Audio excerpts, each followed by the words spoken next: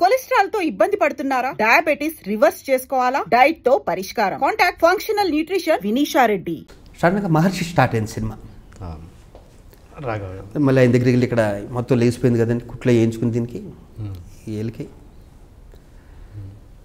అలాంటి కష్టాలు నాకే కదండి, చాలామందికి వస్తాయి. ఎవడో కప్పి వేలు పెట్టాడు, మనం వేలు పెట్టాం.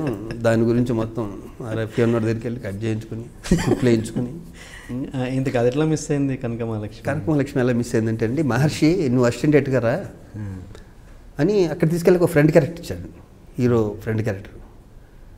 మహర్షి రాఘవ్ గారికి 4 ఫ్రెండ్స్లో నేను ఫ్రెండ్ని. నా అదృష్టం ఏంటంటే కనవ ముగ్గురు కూడా ఫిల్మ్ ఇన్స్టిట్యూట్ స్టూడెంట్సే దాంట్లో నాతో పాటే. దాంట్లో చేసాక అనౌన్స్ చేసేవాడు, దాంట్లోనే ఇతనే నా నెక్స్ట్ సినిమా హీరో అని. మహర్షి ఎప్పుడైతే ఫ్లాప్ అయిందో ఇంకో 2 రోజుల్లో నేను షూటింగ్ వెళ్ళాలి కనకమహాలక్ష్మి. ఫ్లాప్ అవ్వడంతో నేను ప్రొడ్యూసర్లు కొత్త వాళ్ళతో ఫ్లాప్ అయింది కదండి, మళ్ళీ కొత్త వాడు అంటే రిస్క్ వెళ్ళేవాడు, న్యాయంగా అంతేగా, అప్పుడు బాధ అనిపించవచ్చు అనేసరికి నాకు ఈ బాధ కన్నానండి. 10 ఏళ్ళు పెట్టేసినా పర్లేదు, అంత బాధ అండి. నన్ను తీసేసి నరేష్ గారిని బుక్ చేసుకుని వాళ్ళు షూటింగ్కి వెళ్ళిపోయారు. భరణి తనికెళ్ళ భరణి వాళ్ళంతా ఈస్ట్ గోదావరి. నేను ఒక్కరిని అలా రూమ్లో కూర్చుని పోయింది దీని ఒక్క చూసుకుంటూ మహర్షి పోయినందుకు తిట్టుకుంటూ. ఆ టైంలో ఈవీవి సత్యనారాయణ గారు శివాజీ ఎంఈ రోగు అని ఆయన కళ్ళు సినిమా తీస్తున్నారు, ఒకసారి కలవచ్చు కదా అన్నారు. కళ్ళు ఏముంటుంది దాంట్లో, ఫైటింగ్ సినిమా ఏముంటుంది దాంట్లో అనుకున్నాను. అనుకుని చాలా క్యాజువల్గానే రఘు గారిని ఎంవి రఘు గారిని కలిస్తే హైదరాబాద్లో ఇంటర్వ్యూస్ ఉన్నాయి, రేపు సాయంత్రం ఒక ఇంటర్వ్యూ వచ్చాయన్నాడు ఆయన. రేపు సాయంత్రం ఇప్పుడు ఎక్కడ బయలుదేరుతాను నేను? మళ్ళీ ఈవి సచిన్ దగ్గరికి వెళ్ళి నేను కూడా వెళ్తున్నాను శివాజీ, అక్కడ హైదరాబాద్లో ఇంటర్వ్యూస్ ఉన్నాయి, అక్కడికి వెళ్ళి వస్తే ఇంటర్వ్యూలు కూడా నువ్వు కూడా పాల్గొన్నారు. వేషాల కోసం మద్రాసు వచ్చి మళ్ళీ వేషం కోసం హైదరాబాద్ రావాలి. గొలుసు ఉంది మెల్లో. మా కోడంబాకం బ్రిడ్జ్ కింద తాకట్టు పెట్టుకునే వాళ్ళు చాలామంది ఉంటారు. ఆ దగ్గరికి వెళ్ళి గొలుసు తాకట్టు పెట్టుకుని ఫ్లైట్ ఎక్కా. నా పక్క సీటు ఎంవీ రావు గారు. నువ్వేంటి అన్నారు. సార్ మీరేంటి సార్ అన్నాను. అప్పట్లోనే ఫ్లైట్ ఎక్కారు అంటే మరి సాయంత్రం అంటే నాకు వేరే ఛాన్స్ లేదు, నాకు వేరే అందుకని గొలుసు తాకట్టు ఎందుకని పెట్టా. నేను గొలుసు తాకట్టు పెట్టడం పెద్ద కొత్త ఏం కాదులేండి, అలాంటివి చాలా చేసాం. కానీ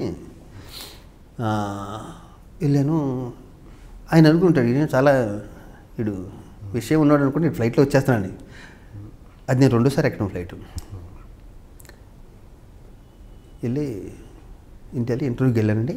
నా అదృష్టం ఏంటంటేనండి, కళ్ళు కొమ్మూరి వేణుగోపాలరావు ఏదో కళ్ళు అని ఒకటి ఉంటుంది, సస్పెన్స్ థ్రిల్లర్, అదేమో అని బ్రెయిన్లో పడ్డాను. ఇది ఏంటంటే నాకు కొట్టిన పిండి అది, ఇది గొల్లపూడి మారుతిరావు గారి కళ్ళు. ఇది నేను ఇన్స్టిట్యూట్లో ఫిల్మ్ ఇన్స్టిట్యూట్లో నేను రాజేశ్వరి గారిని చేసేవాళ్ళం ఇద్దరు. ఫిల్మ్ ఇన్స్టిట్యూట్లో ఉండగా ఇది కొట్టిన పిండి నాకు. నేను క్లైమాక్స్ చాలా బాగా చేసేవాడిని. మా గురుగారు దేవదాస్ గారు మస్తున్నారు బల్లి మెచ్చుకునేవారు. కళ్ళు అదే షాట్ వచ్చింది నాకు చేయమని.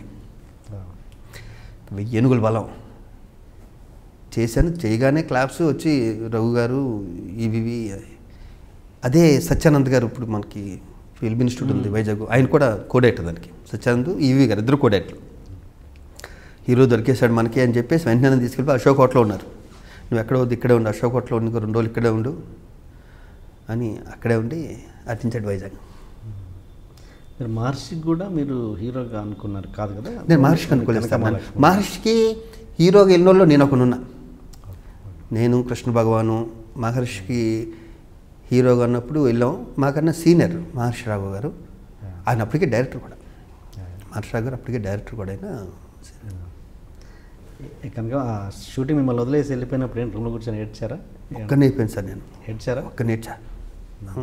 ఎంత ధైర్యస్తున్నైనా కూడా, ఎంత మూర్ఖునైనా కూడా ఎడకుండా ఎందుకుంటాం. ఎందుకంటే దగ్గరికి వచ్చి అలా కరెక్ట్గా 2 రోజులు 2 డేస్ ఉందనగా.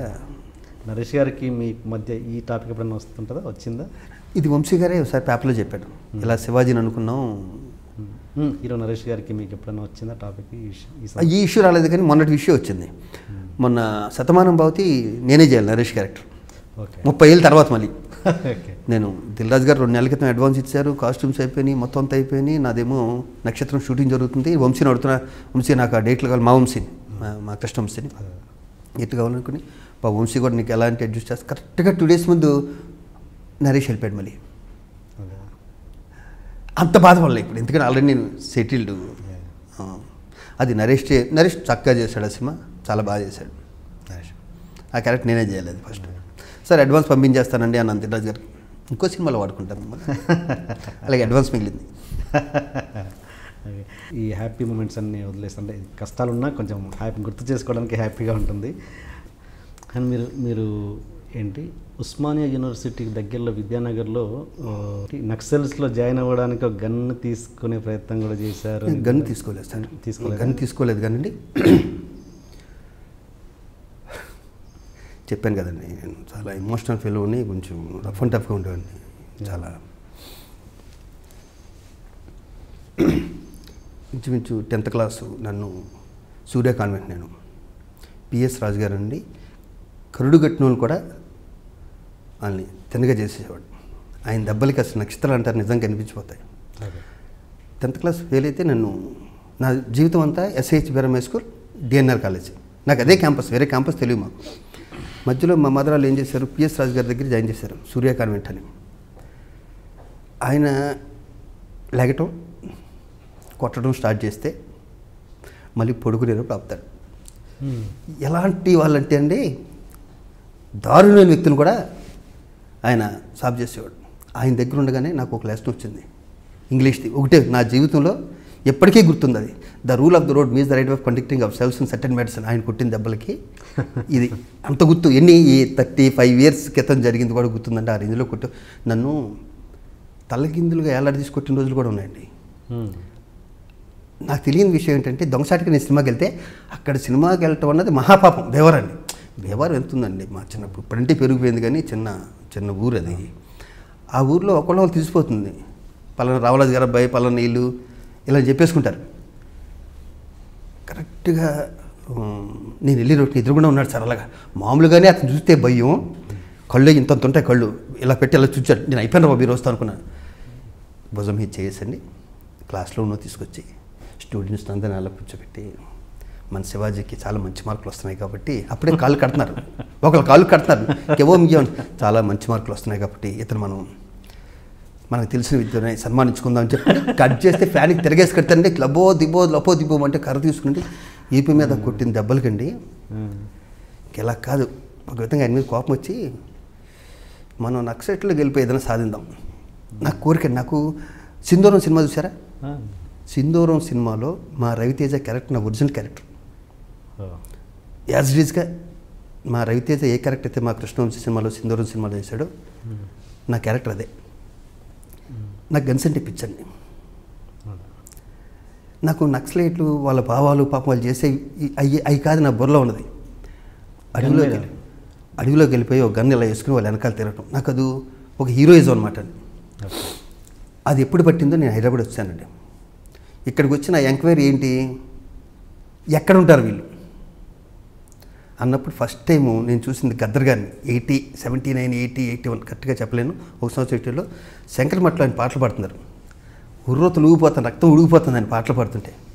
అయిపోయాక ఆయన బ్యాక్ స్టేజ్ కూర్చున్నాక, సార్ నేను మీతో వచ్చేస్తాను సార్ అన్నాడు. ఎవరే నీది అన్నాడు. అది భీవరం సార్, వచ్చి 2 days అయింది అక్కడికి. ఏం చేస్తావు నువ్వు? డాన్స్ చేస్తావు అన్నట్టు. రాస్తారు, పాట పాడతావు, అస్సలు రాస్తారు అన్నాడు. ఇంకా నాతో వచ్చి నువ్వేం చేస్తావు అన్నాడే గద్దర్ గారు. ఫస్ట్ ఒక వ్యక్తిని నేను తన పాటలతో చైతన్యం కలిగించేసి, నాకేంటంటే ఈయనకి నక్సలైట్లు తెలుసు అన్న ఆ చిన్న వయసు, అది 19-20 yearsలోనూ అసలే అంతంత మాత్రం నాలెడ్జ్. ఆ వయసులో ఏముంటుంది, గన్ వేసుకుని అలా పాక్కుంటూ గన్ ఇలా షూట్ చేసి ఎవరిని చంపేద్దాం అంత కసి ఏదో తెలియంది. ఆ కసి ఎక్కడొచ్చింది, స్కూల్ మాస్టర్ల మీద అయినా ఉండొచ్చు, ఎవరి మీద అయినా ఉండొచ్చు. నక్సలైట్లో వెళ్ళి జాయిన్ అయిపోవాలి ఏమది. దాని తర్వాత ఆ దగ్గర యూనివర్సిటీలో ఉంటారని తెలుసు, హాస్టల్లో ఉంటారని తెలుసు. అంతా మిడిమిడి జ్ఞానమే. అప్పుడు అంజయ్ గారు ఎవరు సీఎంగా ఉండేవారు. ఓహో, మనం యూనివర్సిటీలో స్నేహాలు చేస్తే వీళ్ళు టచ్ అయితే మెల్లిగా వెళ్ళొచ్చు అని ఏఐఎస్ఎఫ్ అని ఆల్ ఇండియా స్టూడెంట్ ఫెడరేషన్లో జాయిన్ అయ్యి అక్కడ కూడా కాల్పుల్లో చనిపోవలసి ఉన్నాను. కోటిలోను 80-81లోను పెద్ద కాల్పులు జరుగుతూనే ఉన్నాను దాంట్లో, ఆ గ్యాంగ్లో.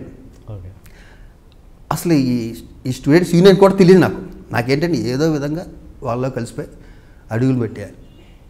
కసి, తెలియని కసి, గన్స్ అంటే పిచ్చి. విపరీతమైన మోజు వ్యామోహం, దాని గురించి ఏమైనా చేసేయచ్చు, అది భుజాన ఉండాలి అనుకునేవాడిని. మొత్తానికి చాలా రోజులు యూనివర్సిటీలో నేను చాలామంది దగ్గర కూర్చుని అక్కడ పడుకుని, ఎందుకంటే నాది ఎన్ఐసిటీ, నాది యూనివర్సిటీ చాలా దగ్గర అక్కడ విద్యానగర్లో. తెలియదు కానీ ఎందుకో నాకు ఆ టైంలో నుండి ఈ ఇల్లు ఇందాక చెప్పాను కదా అమర్మోహన్ వాళ్ళు డాన్సులు ఒకటి కొంచెం ఇటు తిరిగా మెల్లగా. ఇటు తిరిగేవాడికి మధు ఫిల్మ్ ఇన్స్టిట్యూట్ది పడింది, ఫిల్మ్ ఇన్స్టిట్యూట్ అని. ఆ రోజు అందరూ షేక్ హ్యాండ్ ఇచ్చారు, స్టేజ్ మీద డాన్స్ చేస్తే అబ్బా సూపర్, అసలు ఎక్సలెంట్, నువ్వు మైకేల్ జాక్సన్ ఈ టైప్ అని. మనం ఈ కళ కూడా ఉందా మన దగ్గర, మనకి ఎలాగ చదువు రాదు కదా, ఉట్టుకుని డబ్బులు సంపాదించాలి, చదువు రాదు, ప్రతిదీ 2 సార్లు చదివేసా, బేవారం వెళ్ళలేను, ఇది జరిగిపోయిందిగా, ఈ మర్డర్ అటెంప్ట్ ఇది జరిగాక ఇంక బేవారం వెళ్ళాము అని చెప్పి ఇన్స్టిట్యూట్లో జాయిన్ అండి. ఇన్స్టిట్యూట్లో ఉన్న 2 years మాత్రం నాలో చాలా మార్పు వచ్చింది. ఆ మార్పుకు కారణం వి మసూన్ గారు, దేవదాస్ గారు, లక్ష్మి గారు, నాతోటి స్టూడెంట్స్ అందరూ ఉండి నన్ను వాళ్ళు చాలా బాగా చూసుకున్నారు. ఇన్స్టిట్యూట్లో ఉండగానే మా మసూన్ గారు ఎవరైనా వస్తే పరిచయం చేసేవాడు, హోప్ ఆఫ్ ద ఇన్స్టిట్యూట్, ఇతను డెఫినెట్గా పైకి వస్తాడు. నేను మార్నింగ్ 7 గంటలకు వెళ్ళేవానండి, నైట్ 7, 8 అయ్యేది. నాకు అప్పుడు ₹1,00,000 దాకా ఖర్చు అయింది. నా ఫ్రెండ్సే, నాకు హైదరాబాద్లో ఉన్న నా తెలంగాణ నా ఫ్రెండ్స్, ఇప్పటికీ వాళ్ళే నా ఫ్రెండ్స్, బాగా క్లోజ్ ఫ్రెండ్స్. నాకు వీళ్ళే, నేను ఈ స్థితిలో ఉంటాను కారణం నా వీళ్ళు ఎక్కడ వాళ్ళే, నా లోకల్ ఫ్రెండ్స్. నాకు అంటే పుట్టింది బేవరం, తాతల నుంచి బేవరైనా, మా అల్లుడిది బేవరైనా, అందరిది బేవరైనా కూడా అండి, నేను చాలా చిన్న వయసులో రావటం, ఇక్కడ ప్రేమ, ఇక్కడ ఆప్యాయతలు తెలంగాణలో గమ్మత్తుగా ఉంటాయండి. నాకు ఇష్టం బాగా.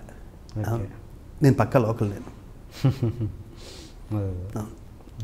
నాకు ఇక్కడ వాళ్ళంటే ఇష్టం. ఎందుకంటే నేను ఈ స్థితిలో ఉన్నానంటే అది నేను ఇప్పుడే కదా, నా ప్రతి ఇంటర్వ్యూలో చెప్తాను, ఇప్పుడు 20 ఏళ్ళ క్రితం ఇంటర్వ్యూలో కూడా ఇదే ఉంటుంది. నాకు ఇష్టం ఇక్కడ వాళ్ళ ఇష్టం, ఇక్కడ వాళ్ళ స్నేహం ఇష్టం. నేను శ్రీహరి ఇండస్ట్రీలో రాకుంది ఫ్రెండ్స్ మీ ఇద్దరం అప్పుడు ఇద్దరం ఆర్టిస్టులు అవుతామని కూడా తెలియదు. వాడు బాలనాల్లో ఉండేవాడు శ్రీహరి, నేను శంకర్మఠలో ఉన్నాను. And for more videos, please subscribe to iDream. Please subscribe to iDream. Please subscribe iDream. And please subscribe to iDream. For more videos, subscribe to iDream. please like, share and subscribe to the channel. Congratulations, iDream. Subscribe to iDream. Subscribe to iDream. So subscribe to iDream Media. iDream ki iDream team andarki huge congratulations. Please subscribe iDream Media. Please subscribe to iDream. Subscribe iDream. Please subscribe to iDream. iDream అంటే నా కళల channel subscribe చేసుకున్నారు, నోరు తిరుగుతలేదు, మీరైతే గంట గుర్తు కొట్టండి. For more such videos, please subscribe to iDream. Subscribe to iDream. Please subscribe to iDream. Please subscribe iDream Media. Please do subscribe to iDream. Please subscribe to iDream Media. For best entertainment and information, please subscribe iDream. And don't forget to subscribe to iDream.